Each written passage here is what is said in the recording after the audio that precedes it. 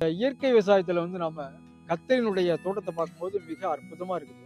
இந்த கத்திரியை எப்படி நீங்க இயற்கை விவசாயத்துக்கு எந்தெந்த வழிமுறைகள நீங்க உருவாக்கி தருகிறீர்கள்? சார் நம்ம வந்து நம்ம தோட்டத்துல முதல் நோக்கம் என்ன அப்படின்னா, டிம்பர் மரங்கள் வந்து நம்ம வளர்த்துட்டு இருக்கோம். டிம்பர் மரங்கள் வந்து உங்களுக்கு அத வந்து பலன் தர்றதுக்கு 15லிருந்து 20 வருஷம் ஆகும். ஒவ்வொரு மரமும் ஒவ்வொரு மாதிரியான பலன் வந்து நமக்கு தரும். அப்போ நம்ம வேலையாட்களுக்கு இங்க டெய்லி இந்த தினசரி வருமானம் இருக்கு இல்லையா? தினசரி வரும் செலவினம் அதெல்லாம் சமாளிக்கிறதுக்காக இத வந்து நம்ம ஊடுபயிரா வந்து கத்திரி, அப்புறம் வந்து வெண்டை இதெல்லாம் பண்றோம். இது வந்து கத்திரி சார். இதுல கத்திரியோட ரகம் என்ன அப்படின்னு பார்த்தீங்கன்னா, இதுதான் வந்து கோவில்பட்டி பகுதியில வந்து இந்த ரகத்த தான் வந்து விரும்பி மக்கள் சாப்பிடுறாங்க. சாகுபடி பண்றோம். இந்த சுற்றுப்பகுதியில. இதோட பேர் வந்து பார்த்தீங்கன்னா, விஎன்ஆர் காஞ்சி. இந்த இந்த ரகத்தோட பேரு. இத வந்து நம்ம நார்மலா வந்து நம்ம அ பாத்தி முறையில தான் வந்து சாகுபடி பண்றோம்.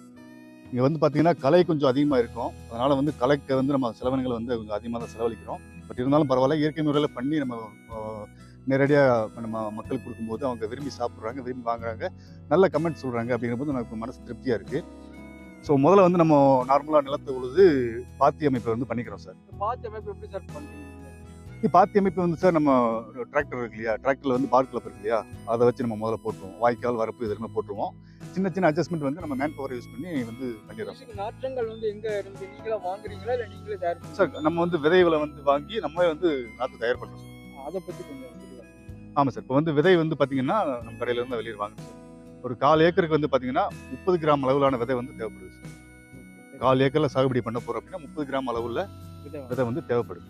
அத வந்து முதல்ல வந்து நல்ல ஒரு நல்ல அ பார வந்து நாற்றங்கால் தயார் செஞ்சுட்டு, இந்த நாற்றாங்கல்ல வந்து மண்புழு உரம், அப்புறம் வந்து வேப்ப புண்ணாக்கு. மண்புழு உரம் இல்லாத பட்சத்துல வந்து நம்ம வந்து நல்லா செமிக்கப்பட்ட, செறிவூட்டப்பட்ட சாணம் இருக்கு இல்லையா? அதுவும் வேப்ப புண்ணாக்கும் போட்டு நம்ம அத கலச்சு விட்டுறணும் சார். கலச்சு விட்டுட்டு, விதைகள பார்த்தீங்கன்னா, ஒரு கோடு மாரி போட்டு, லைன் லைனா போட்டு, அந்த கோடுகள் அப்படியே லேசா விதைகள தூவி விட்டுட்டு, ரொம்ப நெருக்கமாவும் இல்லாம, ரொம்ப கலப்பாவும் இல்லாம, ஒரு ஆவரேஜா தூவி விட்டுட்டு, அப்படியே வந்து அந்த அந்த அந்த கோடு போட்டோம் இல்லையா? அந்த விதை வந்து மண்ண வந்து அப்படியே நிரப்பி விட்டுறணும் சார். நிரப்பி விட்டுட்டு, தண்ணி வந்து பார்த்தீங்கன்னா, அதுக்கு நாங்க மினி ஸ்ப்ரிங்க்லர் வச்சிருக்கோம் சார். ரைட். அந்த ஸ்ப்ரிங்க்லர்ல அமைச்சு விட்டுறோம். அமைச்சிட்டு பைப்ல கனெக்ட் பண்ணி விட்டுறோம் சார். அதுவே தெளிச்சிருது. அந்த முறை வந்து பார்த்தீங்க அப்படின்னா, காத்துல உள்ள நைட்ரஜனை கரைச்சிட்டு போய் விழுகுறதுனால, நல்லா இருக்கு. நல்லா வளரும். நல்லா வளருது சார் நாத்து. எத்தன நாள் எடுக்குறீங்க சார் நாற்றங்கள்? நாத்து வந்து சார் 25லிருந்து 30 நாளைக்குள்ள நடணும் சார். Right sir. அதிகபட்சம் 30, 35 நாள். நாற்றோட வளர்ச்சியை பொறுத்து. ஆவரேஜா வந்து 25லிருந்து 30 நாள் அதுக்கான டைம் சார். அத கொண்டு இங்க நீங்க எடுத்துட்டு கொண்டு வந்து தண்ணி பாய்ச்சுறோம். மேல சும்மா தான் தண்ணி பாய்ச்சுறோம். தண்ணிய பாய்ச்சிட்டு, அதுல வந்து நடவு செய்றோம் சார். நம்ம வேலையாட்கள் இருக்காங்க, பெண் இயற்கை வேலையாட்கள். உரங்கள் என்னென்ன போடுறீங்க சார்? சார் இயற்கை அடி உரமா பார்த்தீங்க அப்படின்னா, நம்ம வந்து ஜீவாமிர்தம் பண்றோம் சார். Right sir. ஜீவாமிர்தத்தை வந்து வெஞ்சூரி இருக்கு சார். வெஞ்சூரியில வந்து ஜீவாமிர்தம், மீன் அமிலம், ஈயம் கரைசலு, அப்புறம் வந்து பஞ்சகவ்யா இதெல்லாம் வந்து அடி உரமா குடுக்குறோம் சார். தண்ணியிலே கலந்து வந்துரும் அதுவே. ஸோ அது வந்து கீழ குடுக்குறோம். தெளிப்பு மேல வந்து நோய் மேலாண்மைக்கு தெளிப்பு அப்படின்னு பார்த்தீங்கன்னா, வேப்பங்கொட்டை கரைசல் பண்றோம் சார். 3G கரைசல் பண்றோம். அக்னி அஸ்திரம் பண்றோம். கற்பூர கரைசல் பண்றோம். இந்த 4 வகையான கரைசல்ல எல்லாமே நீங்க தயார் பண்றீங்க. எல்லாமே நம்மளே பண்ணிக்கிறோம். சரிங்க. எல்லாமே நம்ம தயாரிப்பு தான். சொந்த தயாரிப்பு தான். கடையில இருந்து வாங்கணும் அப்படின்னா அது கட்டுப்படி ஆகாது சார். இயற்கை விவசாயத்தை பண்ணணும் அப்படிங்கிறதுனால நம்ம வந்து நம்மளே தயாரிச்சு நம்ம பண்ணிட்டு இருக்கோம். வளர்ச்சி எப்படி சார் இருக்கு? வளர்ச்சி இது நீங்களே பார்க்கலாம் சார். வளர்ச்சி நல்லா இருக்கு சார். மழைக்காலங்கள்ல வந்து நம்ம அடி உரம் கொடுக்குறதுக்கு என்ன மெத்தட் யூஸ் பண்றோம் அப்படின்னா, நாசில ஸ்ப்ரேயர்ல நாசில எடுத்துட்டு அதுல நம்ம மீன் அமிலமோ எதை கொடுக்கணுமோ அதை பண்ணிட்டு நம்ம தூர்லயே அப்படியே கொடுக்கணும் சார். மழைக்காலங்கள்ல வந்து நம்ம தண்ணி பாய்க்க மாட்டோம் அப்படிங்கிறதுனால அந்த டைம்ல மட்டும் ஈரப்பதத்துல வந்து மழை பெஞ்ச அந்த ஈரப்பதத்துல வந்து தூருக்கு தூர் வந்து நம்ம மீன் அமிலமோ பஞ்சகவியாவோ. இப்ப எத்தன நாளுக்குள்ள நம்ம அறுவடை பண்ணலாம்?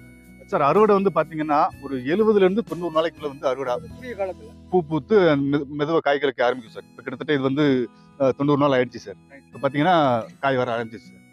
இது நல்ல மகசூல் நல்லா கிடைக்கிறதுக்காக வந்து உங்களுக்கு 110லிருந்து 120 நாள் ஆகும்.